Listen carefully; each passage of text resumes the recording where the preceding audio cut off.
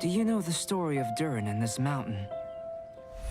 Snow gathers atop this mountain and never melts, which is a most curious phenomenon. In fact, I believe that the very sword in your hand has Durin's remains in it. As such, who could I find to help me if not you? Into position! Prepare for battle! Getting a little cold? Oh, snap. Cryo Shaman. Genius? But I don't think I'm any genius. Music's on point, as always. My job is to honor my contract Ganyu! with Rex. All hail!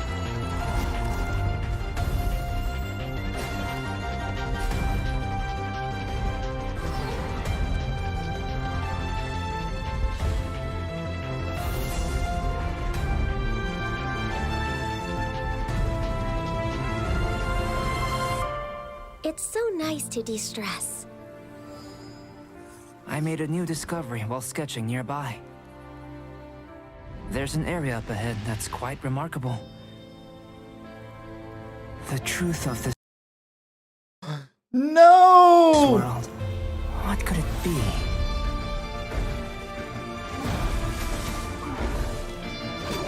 Dude, these enemies look sick, man. I'm hoping they're challenging. That was the Sison Mage.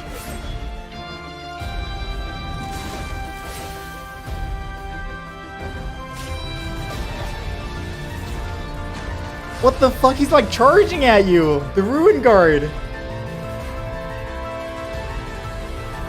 Was the two of us meeting really a good thing? Damn, dude.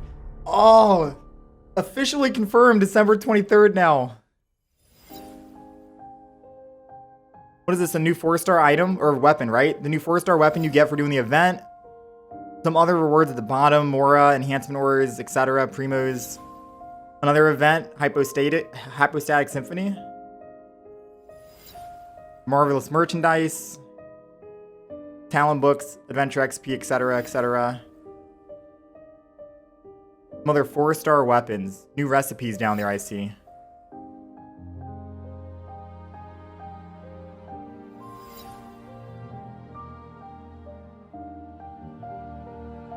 So craftable 4 stars.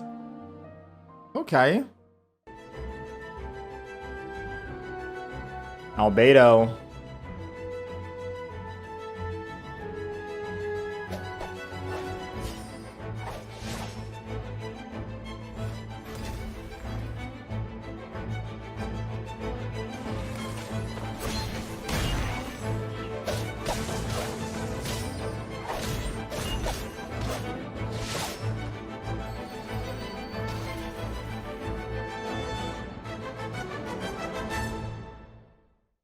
I am Albedo, Chief Alchemist of the Knights of Favonius.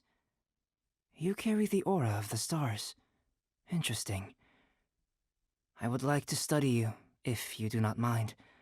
I'm certain we will have many opportunities to be alone in the future. Okay, our first character here is the Alchemic Master of Mondstadt, Albedo. He is a sword wielder and can manipulate the Geo element. I really like his jacket, and I want one for myself. He does look sick. Yeah, His character same. design's pretty badass. I don't know if you picked up on it or not. Reminds me but of Full Metal during the Alchemist. 1.2 trailer at the beginning of the stream, it looked like he's really into sketching or art. Yeah, that's sort of like a unique aspect to add to his character. Maybe it's like his hobby or something.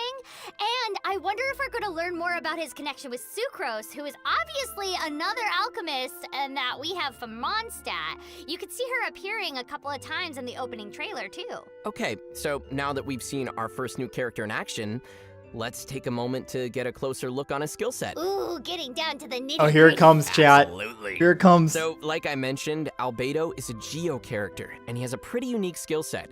When he casts his elemental skill, he summons something that looks like a flower called a solar isotoma.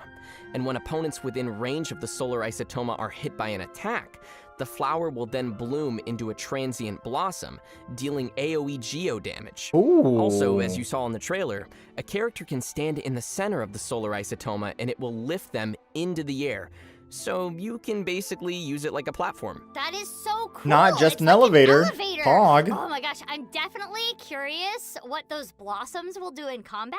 And it seems that his skill will also be really useful for a little boost to get to some of those hard to reach places while adventuring. Xiao Hu? Yeah, imagine using the platform to lift Klee into the air during battle. She'd basically become a little turret that rains bombs down on the enemy. Da-da-da! All right, so now let's check out Albedo's elemental burst, shall we? His elemental burst causes geocrystals to burst forth, and if Albedo's solar isotoma is already on the field, then fatal blossoms will be generated which burst violently into bloom. Yes! More flowers! I like it. You know, flowers on Valentine's Day must be so easy for this guy. No kidding. And speaking of flowers, let's move on to our next new character coming in version 1.2. It turns out that she also makes use of flowers. Ganyu? More flowers!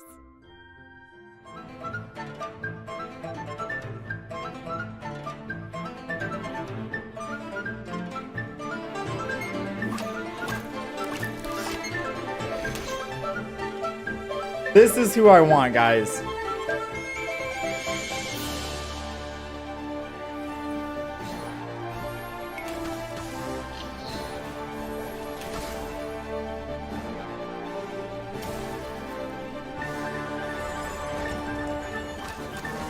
That ultimate, look at that range.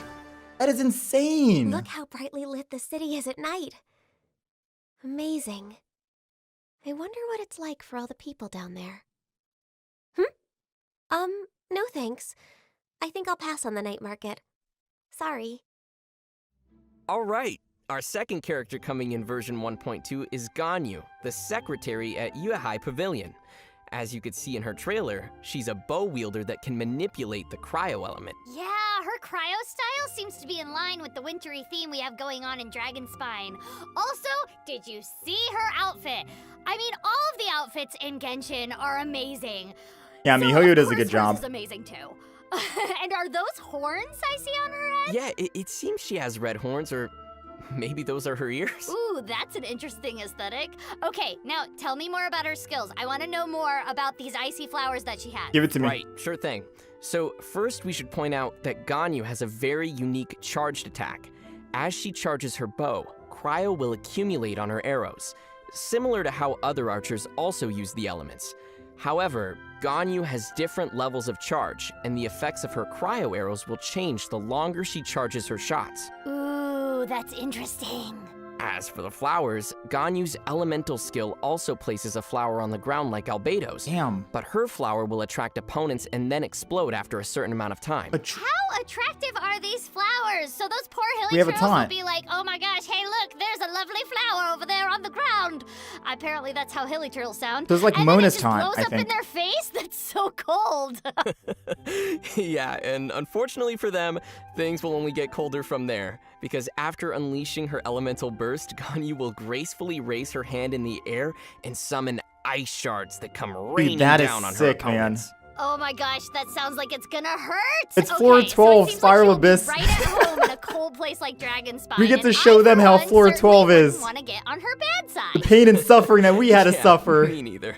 So both of our new characters look really awesome, but if our viewers would like to know more about either of these two particular characters, they should Aw. be sure to play through their story quests, which will be included in Ooh. version 1.2. Oh, great! Story so quests. we'll be getting new story quests for both of these characters as well? Yep, that's right. Both Albedo and Ganyu will have playable story quests. Yo, let's go. Okay, so right here we have some point of interests within Dragonspine. Snow-covered path, Skyfrost nail, a few other point of interests that they're showing off and talking about. We have frost-bearing tree, Starglow cavern, a tomb of some sorts. We also have new enemies. It looks like a cryo lava churl, and that looks like a yeti, right? And then a cryo Sison or Sison mage. That's interesting. And then we'll have a Cryo Shaman for the first time if you see in the left image. A Cryo Shaman, a ferret right there, so maybe more ferrets to hunt down, and then a Ruins Guard, which we did see that in the trailer, his charge attack. Now we have a new mechanic for Dragonspine, Subzero Climate, which we will have a bar above our HP. It'll slowly deplete while we are within the Dragonspine area. It'll also accelerate if you are swimming, so that'll make you take damage over time. It says that some gadgets are also unusable within this climate and that you will be quickly losing HP once the sheer cold meter reaches its limit. So you will need to be cautious with swimming within Dragonspine, as well as going around and trying to find some heat sources to keep yourself warm so you don't end up taking damage and dying. There are some heat sources around here. In the top left, it looks like a fire Sealy or something. You got the torch in the top right, and then another one bottom. So go around, try and find those to stay warm. And now we have this frost-bearing tree located within Dragonspine. It's kind of similar to the statue of the 7 that we've seen in Mondstadt. However, to level this up to level 10, you'll be needing to go around and collect these crimson agates and then offering them up to the statue. So not like animalculize or anything like that. And you'll be receiving rewards based on which level you get. So level 4 is this frost-bearing or this warming bottle, which is like a potion you take to keep you warm within Dragonspine, I guess, if you can't find a heat source. And then Frostbearer, the blueprints for crafting a new 4-star catalyst. So that's kind of cool. Now, I don't know if there's going to be other rewards for level 1, 2, 3, and so on and so forth, kind of like the statue of the 7 with AR. But that's kind of neat, right? And now we have some other point of interests within Dragonspine, the Festering Fang. Collect dragon teeth and other materials to forge this all-new 4-star weapon, the Dragonspine Spear. So that's pretty neat. We also have this other 4-star weapon, which I don't think we'll need to collect anything. He has discovered some ancient ruins buried in the snow and ice. He's also found some script in the ruins, seemingly pointing him to the lost remains of a destroyed kingdom in Dragonspine. So, the history of Dragonspine begins to unravel. There's a lot going on here despite the brutal environment. Traces of this kingdom are scattered all across Dragonspine, and there are even hidden quests. Dude, who is this dragon? This event has commemorative significance. The church hopes that all sisters will be present. Hopes? That's odd, because I don't recall a fulfill the hopes of others clause in my job description. Come on, tell us more. Who is she? Yeah, so first we have Barbara as well as an unfamiliar character here. Yeah, she looks really cool. Like, she looks like one tough girl, and she's got the personality to back it up, too. I hope she doesn't hurt Barbara's feelings. Yeah, her name is Rosaria. And Rosaria. she is indeed one of the nuns, so I'm sure Barbara's used to it. Well, she definitely doesn't look like a typical nun to me, that's for sure. I wonder what her story is. I guess we'll have to play the story to find out. She'll be making an appearance in the event. Okay. I don't let's see go a to our vision next on screenshot, her. I don't know what featuring the element she is. adorable Sucrose. Then, I'm thinking can Pyro, I ask though. you for a favor? Chapter. Then each of the following acts will be gradually unlocked afterwards, each containing a variety of different quests and challenges to be completed. Hey, all I'm Seems looking at is that straightforward enough. crown. Now, here's where the sword comes in. Once all of the single act's challenges have been completed, in addition to the act's completion rewards, travelers will also unlock a new ability for Festering Desire, the Cursed Sword. Ooh, so the abilities of the sword are literally growing, just like we saw earlier in the storyline. Exactly. So here they show off the new 4-star weapons that we have, Festering Desire, which will be obtained via the event for free. And as the other ones, it says that Frostbearer, Snowtune, Star Silver, and Dragonspine Spear will be able to obtain blueprints to craft those, I assume via the blacksmith, and some enhancement or crystals and whatever other materials we need. We also have new artifact sets here, a cryo and a hydro set. Both for 2 pieces will be able to get their corresponding element damage bonus plus 15%. But for cryo, it says when a character attacks an enemy affected by cryo, their crit rate is increased by 20%. If the enemy is frozen, crit rate is increased by an additional 20%, so very good. And then for Hydro, it says after using an elemental skill, increases normal attack and charged attack damage by 30% for 15 seconds. That's like perfect for child, right? That's like a child artifact right there. But these are two cool artifacts. I'm assuming we're going to be getting corresponding domains as well to farm that, so... Tevat is a large world, and plenty of other things will also be happening across the lands in version 1.2. Let's start with an event for travelers looking for a real challenge. The Hypostatic Symphony. Ooh, sounds musical. In the Hypostatic Symphony event, travelers will find themselves facing off with hypostases that have some special abilities compared to the ones that we typically encounter in the wild. That looks Oh, cool. Yeah, these hypostases seem pretty intense. More importantly, travelers will be able to select the difficulty and conditions for the challenge. Wait, we can select By the choosing difficulty? to take on a harder difficulty and more demanding conditions, Wait. travelers will have a chance at receiving more bountiful rewards. Yo, Okay, I not can increase the quite difficulty as I musical, want? I imagine, They're shooting... but fighting hypostases is always fun. But if That's taking insane. on hardcore challenges is not your style, we'll also have something a little more relaxing called Lost Riches. Wait, hold on. Did I just see like a Sealy following the traveler? Am I being replaced? Yeah, Yup. no, they would never do that. Already replaced. In this event, travelers will partner up with a little Sealy in search for treasure. I mean, I hope I'm not being replaced, but I do love the Sealies. They're really cute. Yeah. No, you're not being replaced, but the little Sealies are really cute. In this event, the Sealy will indicate whenever you are getting close to nearby treasure. After successfully locating the treasure, I'm assuming this is travelers only will for the receive event. some special iron coins, which can then be exchanged in the shop. Okay, that sounds really cool, but once we get the Sealy, do we get... I wish we could keep it. Do we get to keep it? Well, your wish has been granted. Wait, what? After collecting enough iron coins, you can exchange them to add the Sealy to your inventory. No way. Yup. You're joking. Then you can just equip the Sealy and it will accompany you on all your future adventures. Aw, that's so awesome! If I get a Sealy, I don't think I will ever be able to play without it. But what about the treasure Yeah, compass? same. So travelers should remember that special areas will unlock when hunting for treasure. All you'll need to do is check the map to find each area's location. This'll definitely be a great event for exploring more of the game's open world as well. Okay, this might just be my Okay. favorite part of version That's 1.2 cool. so far. And last but not Make sure to get least, we those. have a returning favorite with a bit of a new spin.